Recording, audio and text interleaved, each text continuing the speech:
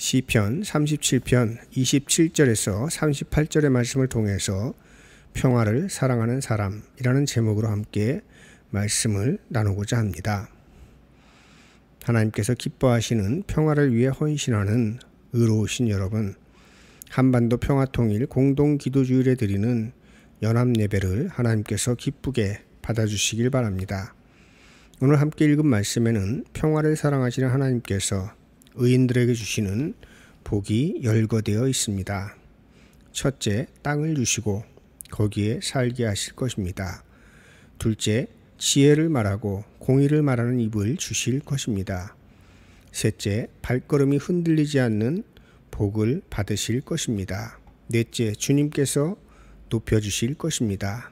다섯째, 미래를 보장하실 것입니다. 이런 복을 풍성하게 누리시는 여러분 되시길 주님의 이름으로 축원합니다. 함석헌 선생님은 뜻으로 본 한국사에서 광복은 도둑같이 뜻밖에 왔다고 했습니다. 77년 전 일본 식민지에서 해방은 꿈은 꾸었으되 그날과 그 시간은 아무도 모르는 것처럼 누구도 예기치 못하던 때에 왔습니다. 그래서 우리는 해방을 맞이할 준비가 되어 있지 못했고, 그런 까닭에 남과 북으로 분단되어 기쁘면서도 슬픈 해방을 맞이하게 되었습니다.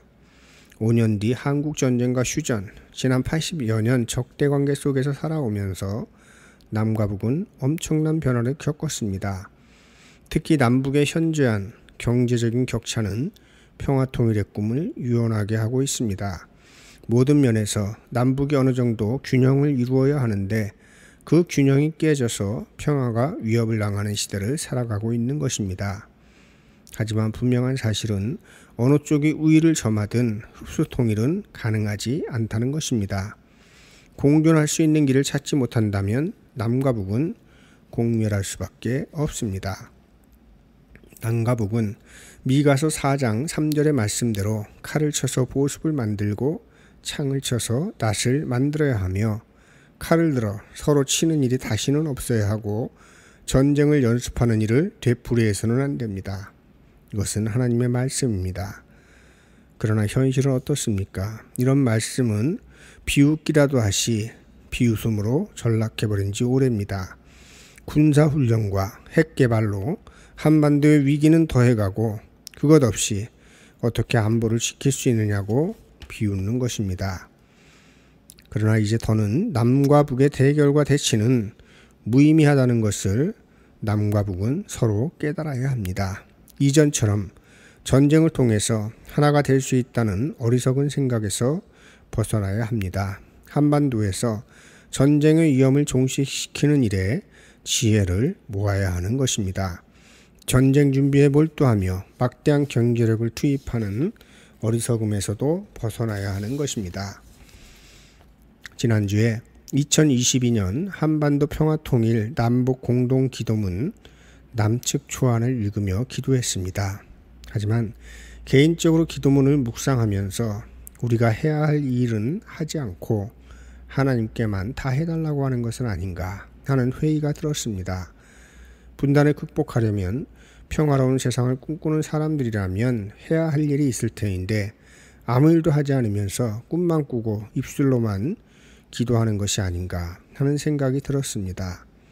왜 이런 생각이 들었냐면 평화라는 개념이 너무 추상적인 것이 아닌가 싶었기 때문이었습니다.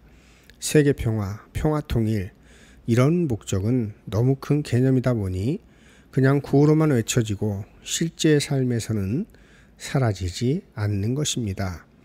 그래서 평화를 위한 바람은 나쁜 것은 아니지만 평화를 위해서 무엇을 해야 할지 모르는 공허한 삶을 살아갈 수밖에 없는 것입니다.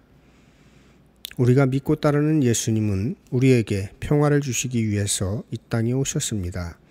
하지만 그 길을 구체적으로 걸어갈 때에는 검을 주시고 그 아버지와 딸이, 어머니와 며느리가 시어머니와 불화하게 되고 자기 집안 식구가 원수가 되게 하시는 것입니다. 그동안 한국교회가 평화를 위해 기도하고 헌신하고 노력했지만 늘 피상적일 수밖에 없었던 것은 바로 이 지점이라고 저는 생각합니다. 남한에 사는 그리스도인들은 평화 통일을 위해서 무엇을 해야 했을까요? 북한 선교를 위해서, 북한의 인권을 위해서 많은 일들을 했습니다. 성경 보내기 운동도 그 중에 하나겠죠.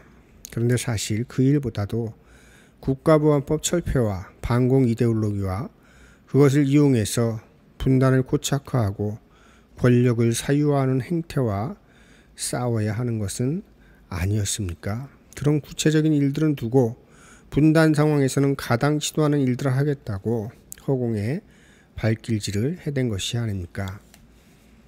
2020년 벽두부터 시작된 코로나19 팬데믹과 최근의 기후온난화로 인한 자연재해는 인류에게 과거와는 다른 사고와 행동, 새로운 길을 모색하지 않으면 멸망한다는 사인을 주었습니다.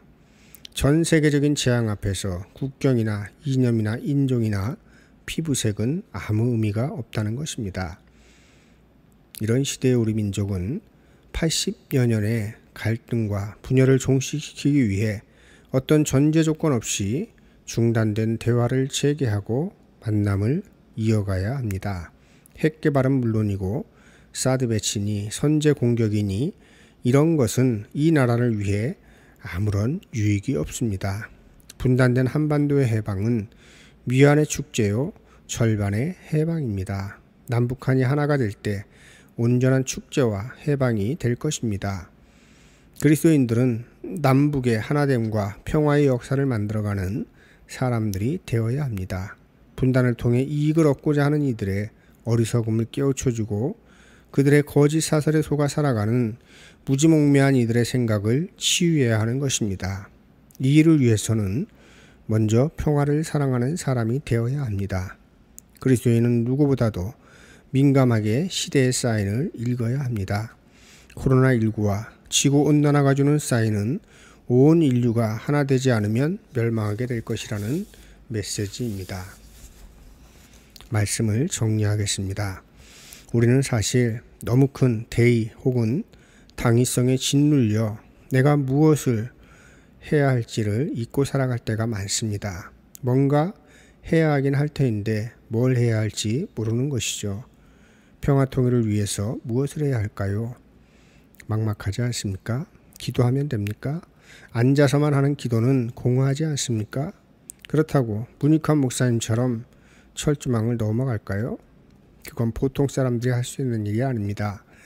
우리가 할 수 있는 일은 평화를 사랑하는 사람이 되는 것입니다. 사랑하는 것은 짝사랑도 있습니다. 그러니 평화를 사랑하는 사람은 누구나 될 수 있습니다. 그러면 평화를 사랑하면 어떻게 해야 할까요? 먼저 자기와 화해해야 합니다. 자기와 화해하지 못하고 살아가는 이들이 많습니다. 그러나 평화는 물과 같아서 자기 안에서 차고 넘쳐야 물고가 터지는 것입니다. 둘째, 가까운 이들과 평화롭게 지내기 위해 힘쓰시기 바랍니다. 사실은 이게 멀리 있는 이들을 사랑하는 일보다 더 어렵습니다. 어려운 이유는 일회성이 아니라 지속성 때문입니다. 그러나 어려워도 이 일에 힘써야 하는 이유는 그들이 여러분의 그림자 도동이 되어주었기 때문입니다. 셋째로, 평화를 확장시키시기 바랍니다. 그의 나라와 그의 의를 구하는 데까지 나아가면 그 범위 안에 속한 것들이 평화를 누릴 수 있다는 것을 기억하시기 바랍니다. 먹을 것과 입을 것만 구하는 삶보다 한 단계 위의 것을 구하는 삶이 있음을 아는 것, 그것은 삶을 품위 있게 만들어주는 것입니다. 평화를 사랑하는 사람은 시편 본문에서 말씀하고 있는 의인일 것입니다. 그런데 그렇게 살아가면 하나님은 이런 복을 주신다고 말씀하셨습니다. 첫째, 땅을 주시고 거기에 살게 하실 것입니다. 둘째는 지혜를 말하고 공의를 말하는 입술을 주실 것입니다. 셋째, 발걸음이 흔들리지 않게 붙잡아 주시는 복을 받게 될 것입니다. 넷째로는 주님께서 높여주실 것입니다. 다섯째, 의인들의 미래를 보장하실 것입니다. 이런 복을 풍성하게 누리시는 여러분 되시길 바라며 말씀을 마치겠습니다. 말씀을 기억하면서 거듭기도 드리겠습니다. 평화를 위해 일하는 사람은 복이 있다. 그들이 하나님의 자녀라고 불릴 것이라 말씀하신 주님, 우리를 평화를 위해 일하는 사람으로 불러주시니 감사합니다. 평화를 위해 일할 때 또한 복을 주시니 감사드립니다. 한반도와 그 땅에 살아가는 우리를 불쌍히 여기셔서 평화의 일꾼으로 부르시어 이 땅에 주님의 평화와 정의가 강물처럼 흐르게 하옵소서. 예수님의 이름으로 기도드립니다. 아멘.